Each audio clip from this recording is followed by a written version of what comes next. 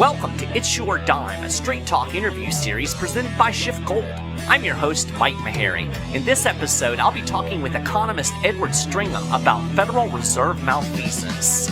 Edward is an Austrian school economist and serves as the president of the American Institute for Economic Research. He's also the Davis Professor of Economic Innovation at Trinity College.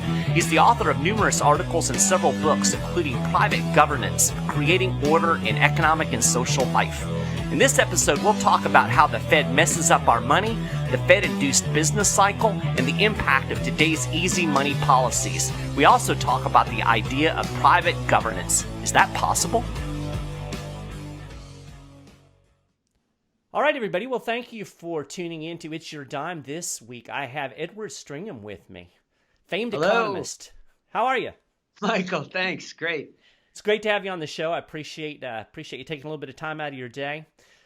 We'll start off with the standard question that I give everybody that appears on It's Your Dime. It's the old, who are you and why are you on my show? This is your opportunity just to kind of give your background and tell people what you're doing and your credentials and all that kind of cool stuff. Thank you, Michael. My name is Ed Stringham. I'm an economist. I teach at Trinity College, and I'm the president of the American Institute for Economic Research. I also edit the Journal of Private Enterprise. I'm author of Private Governance from Oxford University Press and author of numerous articles. Yeah, we're going to talk about private governance when we get into this. But first, I want to start off just by talking a little bit about a subject that is particularly of interest to It's Your Dime folks, and that is the Federal Reserve. Now, obviously, we have to have a central bank to control our money and our economy, right? No, actually, we've gone centuries without central banks. The American central bank's only about 100 years old. And the founder of my institute, the American Institute for Economic Research, Edward C. Harwood, was an early critic of the Federal Reserve. So some people assume that you need government to monopolize the control of money and do other factors. Well, many economists, including Edward C. Harwood, pointed out that in many cases, the government control of the money supply, manipulation of credit, can actually introduce distortions into the system. Yeah. And there can actually create problems and make things worse compared to not having that central bank at all. Yeah, that's my position too. But it is amazing that so many people, and it's one of those things that kind of crosses the political spectrum. You can talk to Democrats, Republicans, liberals, conservatives, and almost all of them, at least in the mainstream, are in lockstep agreement that the Federal Reserve is absolutely necessary. If not, we'll have booms and busts and chaos.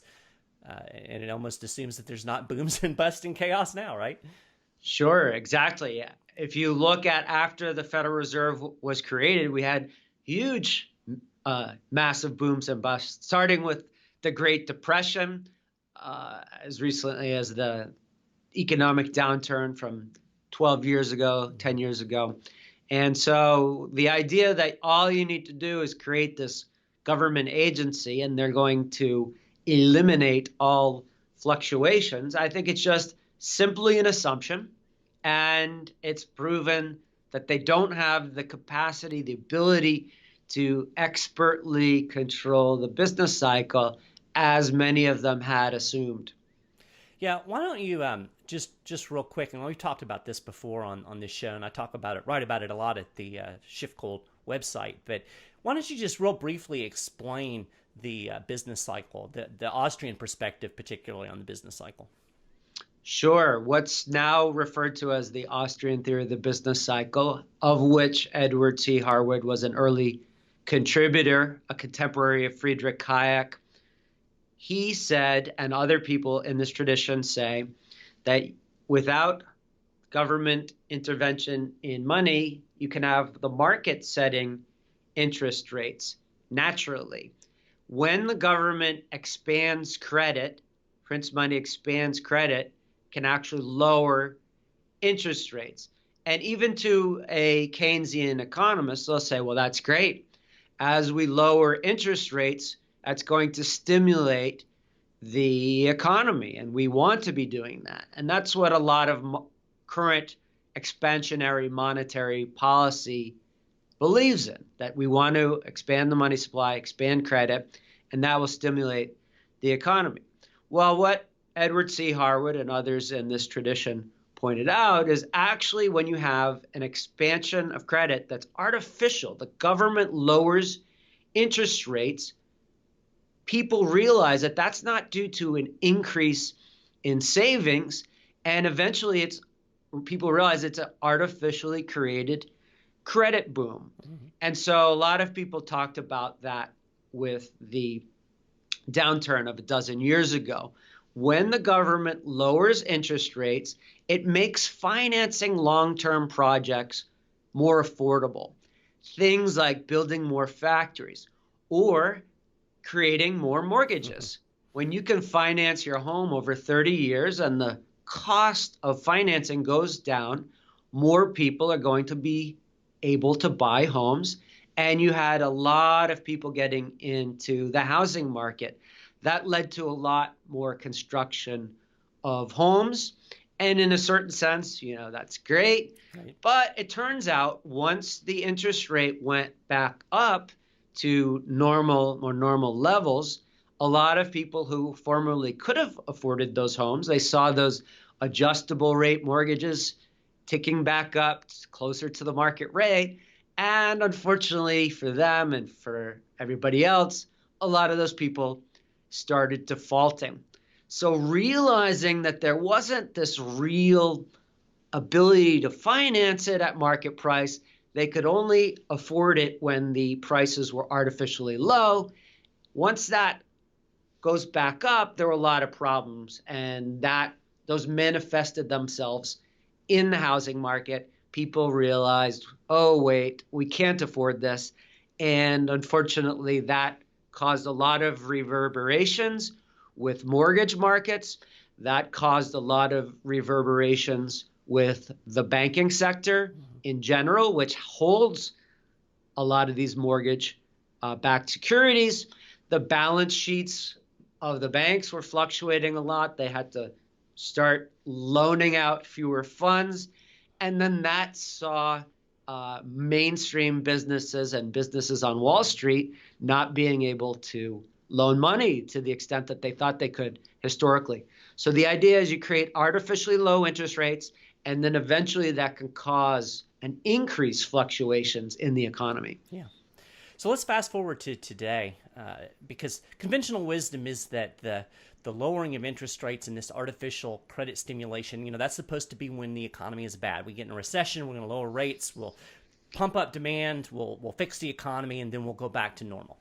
And yet here we are, we're supposedly we're in an expansion. I mean, GDP-wise, we're in an expansion. And yet the Fed has cut rates 3 times this year, and they say they're not doing QE, but I think they're doing QE. Why are they cutting rates now when the economy is supposed to be great? It's a big mystery to everybody. So we've had historically low levels of interest rates, and they were finally going back up at the end of last year to more historically normal levels of interest rates. And I was kind of excited about that because there was all this QE, quantitative easing policies for the past decade, which I think were pushing interest rates to their historically low levels. And for the first time, okay, let's ease away from that and let the banking sector start working again.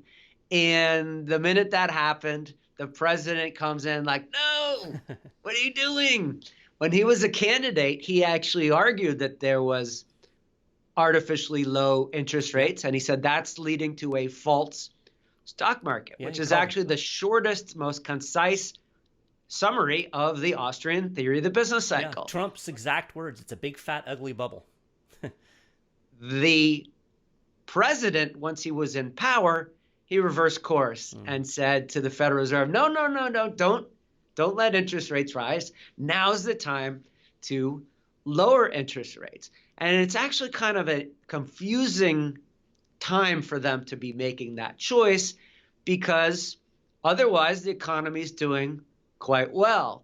So why should we be having expansionary monetary policy, or as they're now calling it, more accommodative monetary policy, when other things in the market are going so well?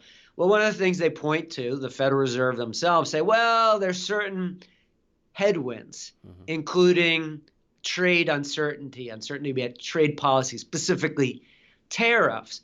So I think what they're doing is actually papering over problems due to disruptive trade policy, rather than letting people realize, wait, this is not good for the economy. Instead, we've got this bad factor over there. And they're like, oh, don't worry about it. We're going to start stimulating the economy, which is a very confusing choice for them to be making.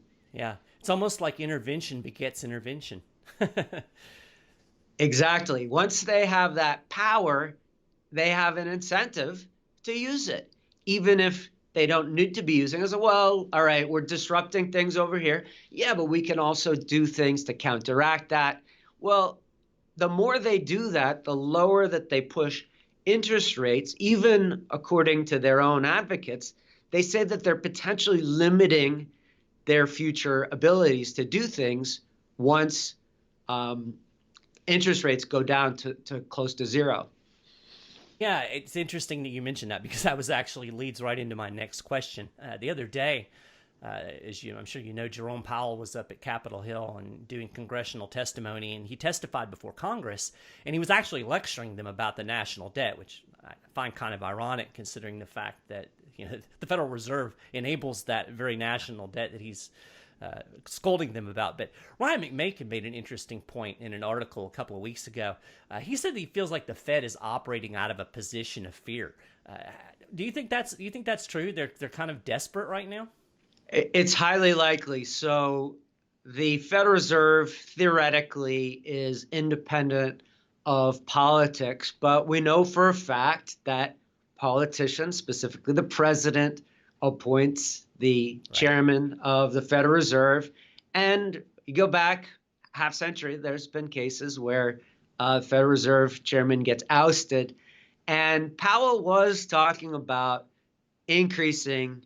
letting interest rates increase at the end of 18. The minute the president comes in, no, don't do that. All of a sudden, you see this reversal among Federal Reserve officials. Now, we can't read their minds. We don't know if they were going to be making that reversal independent of the president and all of the political criticisms. But maybe, just maybe, there is a correlation that they reverse course because the president's constantly saying, Powell is weak, he needs to be more bold, cut interest rates lower. So that is highly consistent with this idea that they are operating out of a position of fear. Yeah, I think too, at the same time, around this time last year, we saw the stock market tanking. They had pretty consistently been pushing rates up through 2018. And then all of a sudden we saw a huge dip in the stock market. And that also correlated with what Peter Schiff has called the Powell pause, which, ultimately is turned into rate cuts. But you factor that in too. And of course, from a political standpoint, Donald Trump doesn't want the stock market going down. He keeps pointing that as the crowning achievement of his presidency. So yeah, I think McMakin makes a good point. I'm going to link to that in our show notes page so people can check that out. Now, here's a question for you. And this is something that I find interesting. Theoretically, we've had really, even with the rate hikes that we had in 18, we've really had over a decade of extraordinary monetary policy, loose monetary policy. And conventional wisdom would say we should be seeing a lot of price inflation with that. Why do you think we've not seen, prices? In fact, the Fed has fretted that the inflation rate's not high enough, which that's a weird thing too. But why have we not seen the price inflation that you might expect? Well, there's multiple factors, in certain cases countervailing factors. So some pushing prices up, some pushing prices down. What's the net effect? It depends. In this case, the Federal Reserve intentionally switched to a policy where they were going to prevent a lot of this money from actually circulating. And they did that by paying banks to not be banks, paying banks to not lend out money. And so the Federal Reserve is still paying what's called interest on excess reserves, which says to banks, hey, you've got all this money. If you want to just not lend it out, you can not do that. And we, the Federal Reserve, will pay you to not lend out money. Now, that puts banks in a very interesting situation where they could say, well, I could lend out to a private party, but there's always the chance that the private party is going to default. Right. I also am not getting hardly any interest from private loans because interest rates are so low historically. Instead, why don't I just lend the money to the Federal Reserve, just deposit it with the Federal Reserve? The result of this, banks are not actually doing their historical role as much as they were in terms of lending out money. The result of that is because there's fewer dollars floating around in the economy, that puts countervailing forces on these quantitative easing, which is increasing the money supply. These policies are decreasing the amount of dollars floating around. And so it's basically insulating the economy from a lot of these extra dollars. And I think that's one of the main reasons why we don't see the run-ups and prices that we might have seen had they had ceteris paribus, no changes in policy, and just an increase in the money supply. Now they've basically prevented this money, these dollars, from circulating in the economy. Yeah. So again, our theme, intervention begets intervention, right? Sure, I wish I could get somebody to pay me not to lend people money, because I'd be really good at that. It sounds great. I'm going to be a restaurant, yes, and I'm going to be paid by the government to not create meals. Yeah. And well, that's the American agriculture policy, right? We've got farmers that get paid not to grow crops. So exactly. And those were implemented at the very worst time during the Great Depression. People were selling goods to the public when they needed it. Instead, the government said, nope, we're going to pay you to not do that. And so all these farmers were like, okay. And it's the exact same thing with the banking sector. I think actually the banks would prefer, in an abstract sense, to be in a situation where they can actually be banks again, right. make banks great again. Yeah. But instead, if they're faced with, all right, lend at very low market rate interest rates, or don't lend and just give that money to the Federal Reserve and get paid for it, it makes sense from their perspective. Sure, absolutely. All right, one more question on the Fed. And now I'm going to make you put on your prognosticator cap a little bit here. And I know you're an economist; you don't have a crystal ball. None of us do. But you know, it's interesting if you look at a chart of interest rates back over time, and you watch it through the business cycle, and you'll see the interest rates drop, and then they move back up, and then they drop. But there's a stair step. So with each progressive cycle, the normal rate gets lower and lower. And this last time they got to what, 2.5, I think. What's the end game here? I mean, at some point you're at zero. How do you see this playing out economically, or can you even say? It's definitely an odd situation, especially in Europe. They have very low interest rates as well. In many cases, this almost sounds like impossible, but it is possible given certain constraints, negative interest rates, right. And the only reason why that's possible is when the central bank, the European Central Bank, says to banks, you are required to hold a certain amount of bank capital and bank reserves. And now all of a sudden, like, whoa, we've got to do something with this, even if we're losing money. Right.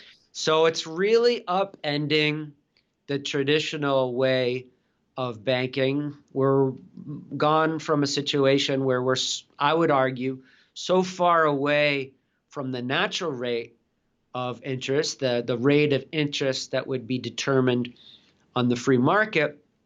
And part of the reason is there's so many different government policies changing various factors all at once.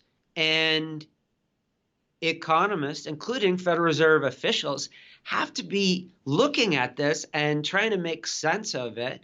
And I think even Federal Reserve officials don't fully understand the relationship between all of these factors. And you can actually hear that coming out from them. If you listen to a lot of their testimony, sometimes they're very straightforward about this, that there's too many variables in play right now that they don't have experience with. And I think we really need to be recognizing that it's not this simple, here they press the lever, the economy goes up. Oh, the economy's too high. Okay, pull this lever. It's way more complicated than that. Yeah, I think it's almost a sense that, a recognition of the hubris of thinking that people, no matter how smart they might be, can actually control something as complex as an economy, which is really millions and millions of decisions that are being made by individuals. It's really absurd. So something as simple as the government choosing the relative prices for General Motors between Cadillac and Chevrolet, most people would say, no, you probably shouldn't be doing that. That needs to be determined by natural market forces. But I would argue that it's actually theoretically would be much simpler to control the relative price of Chevrolet versus Cadillac. You can say, oh, well, what is the cost of steel and all that stuff? Or what does the consumer really care about these things? And at least you could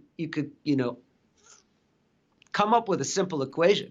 With interest rates and all their policies, we're dealing with a zillion different unknown variables. Yeah. So that leads a little bit backing up toward a more meta look at the world. The book you wrote, Private Governance, Creating Order in Economic and Social Life. And you argue that we don't need governments micromanaging our lives. Of course, the argument that you're going to get back immediately is, well, if private governance was so great, why don't we have it? So what's your response to those folks who say, well, that's impossible. We have to have government. We've always had government, right? Well, what I document in my book is historically, and right now, we have a lot of private governance. We have a lot of private rules and regulations underpinning markets, making order in markets, preventing various problems such as fraud or counterparty default. These mechanisms exist at all times, and they're extremely common and extremely effective, even though most people do not know that they exist.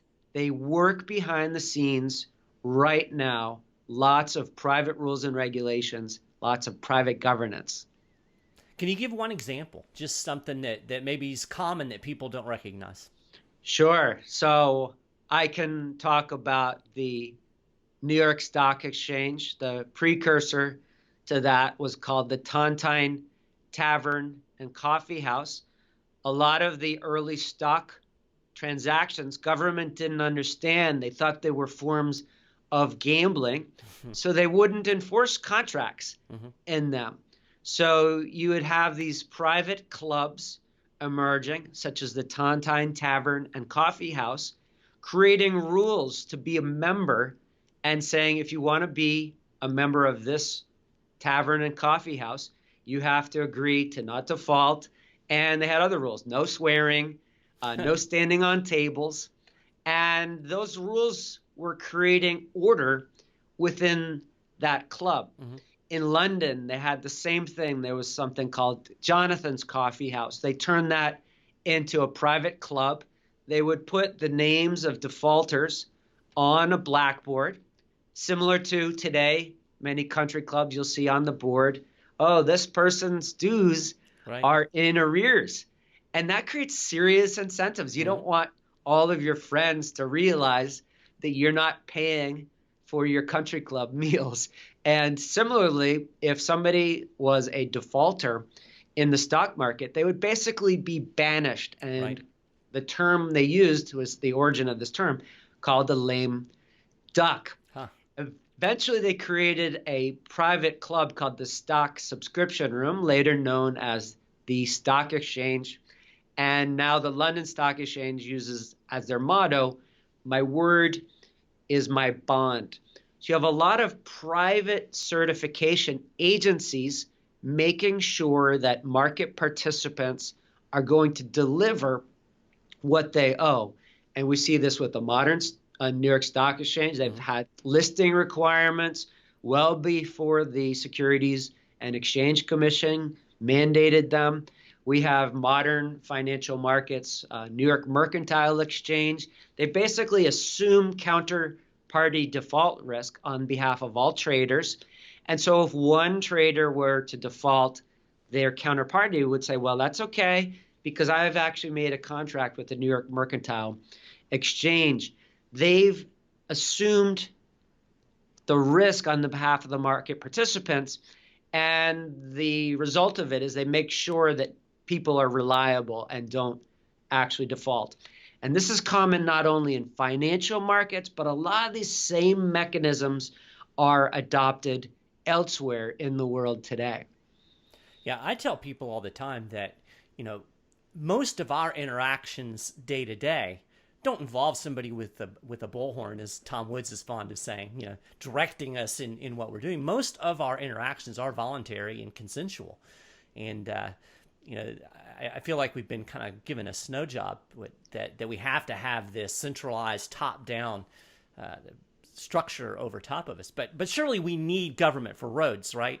I mean, there's no way we could pave a strip of land without the government, right? That's right. It would be impossible. I mean, most people look around the world and they assume when they see something, oh, must be done by the government.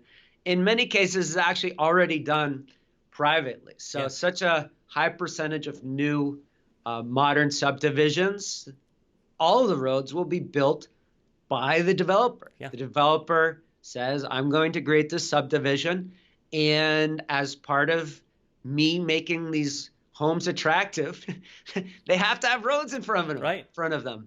And you can't just say, oh, yeah, go buy this house. I know you can't drive your car to it. And so in many cases, the developers will build those roads privately. In some cases, they'll give them to the government. And then people say, government must have built those roads. No, incorrect.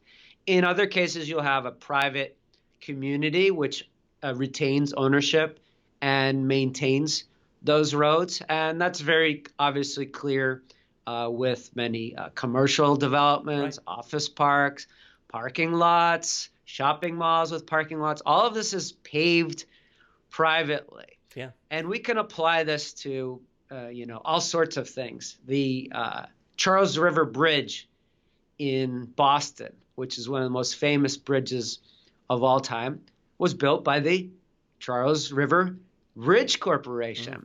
And there's just time and time again, people doing things privately without government control. Simple things where people interact all the time. You don't need these people like peering down and saying, don't do that, don't do that. People figure out a way to do it on their own. Yeah. Well, people need to check out the book, Private Governance, Creating Order in the Economic and Social Life. I'll link to that on the show notes page so people can check it out.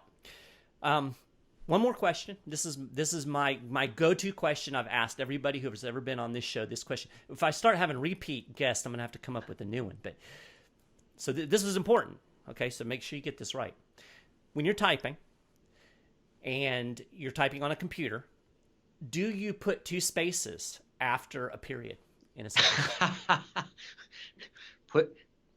If you have Microsoft Word, putting two spaces after the period is immoral. Yes. You're welcome back on this show anytime.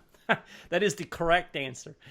It drives me crazy. I do a lot of editing, and thank goodness, though, for Word, when people do that, you can do Microsoft Word is the greatest thing ever. I wake up and think, I'm so grateful that Microsoft Word doesn't require me to put in that extra space, and they can do it automatically. Government mandated that, right? Well, okay. Well, I appreciate you taking the time to be on the show. Before we go, why don't you let people know where they can find all things Edward Stringham? So website, social media, whatever you want people to check out to follow your work. A lot of my research and articles and videos and news appearances you can check out at American Institute for Economic Research website, AIER.org, including with our YouTube channel where they upload most of my television appearances. I was looking at that today. There's a lot of stuff on there. Thank you so much, Michael. All right. Well, we'll put that on the show notes page. And again, thank you so much for providing your insight. And we'll have you back on again since you gave the correct answer about the spacing. Thank you. All right. You've been watching It's Your Dime, an interview series presented by SchiffGold. For more information on investing in gold and silver, talk to a SchiffGold precious metal specialist today at 1-888-GOLD-160. That's 1-888-465-3160. Or visit us on the web at SchiffGold.com. You can keep up with all of the latest precious metals news at SchiffGold.com/news. And tune in each week to the SchiffGold Friday Gold Wrap podcast. This is your host, Mike Maharrey. I appreciate you watching, and I'll talk to you again next time.